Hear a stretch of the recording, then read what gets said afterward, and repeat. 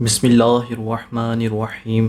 السلام علیکم دوستو۔ شیخ عبد القادر جیلانی، جنہیں غوث اعظم بھی کہتے ہیں، بہت بڑے بزرگ اور ولی اللہ ہو گزرے ہیں۔ آپ کی ساری زندگی تبلیغ و اشاعت اور اسلام میں گزری۔ بے شمار لوگوں نے آپ سے روحانی فیض حاصل کیا۔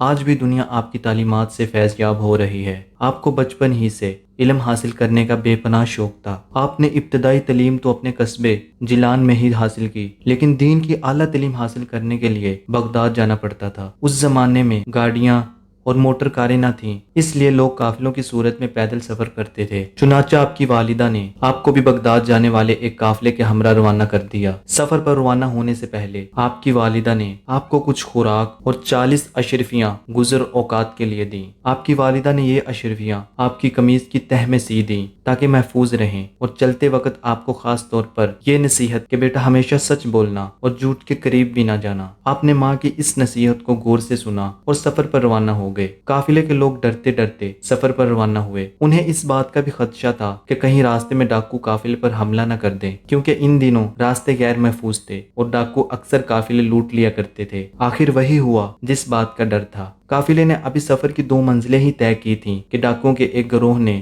رات کی تاریکی میں اس پر حملہ کر دیا۔ تمام قافلے میں افراتفری اور بھگدڑ مچ گئی اور ڈاکوؤں نے اہل قافلہ کو لوٹ لیا۔ ایک ڈاکو شیخ عبد القادر جیلانی کے پاس آیا اور کہنے لگا، لڑکے تیرے پاس کیا ہے؟ آپ نے جواب دیا، میرے پاس 40 اشرفیاں ہیں جو میری قمیض کی تہ میں سلی ہوئی ہیں۔ ڈاکو نے آپ کی اس بات کو مذاق سمجھا اور ہنستا ہوا آگے گزر گیا۔ اتنے میں ایک اور ڈاکو آپ کے پاس آیا اور وہی سوال کیا۔ آپ نے پھر وہی جواب دیا۔ وہ ڈاکو یہ جواب سن کر حیران ہوا اور آپ کو پکڑ کر اپنے سردار کے پاس لے گیا۔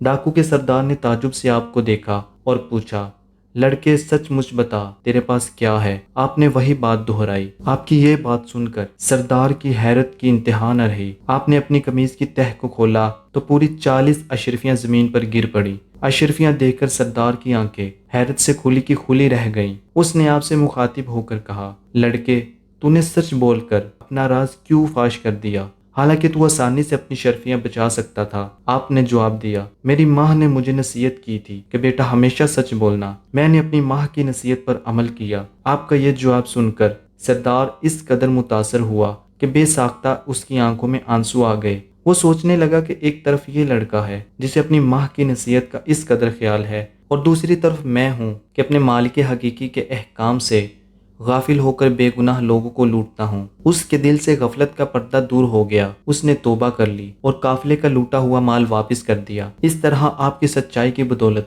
ڈاکوؤں کی اصلاح ہو گئی اور وہ نیکی اور پرہیزگاری کی زندگی گزارنے لگے۔ دوستو، اگر آپ کو یہ ویڈیو اچھی لگی تو ویڈیو کو لائک کریں اور چینل کو سبسکرائب کریں۔ Thanks for watching.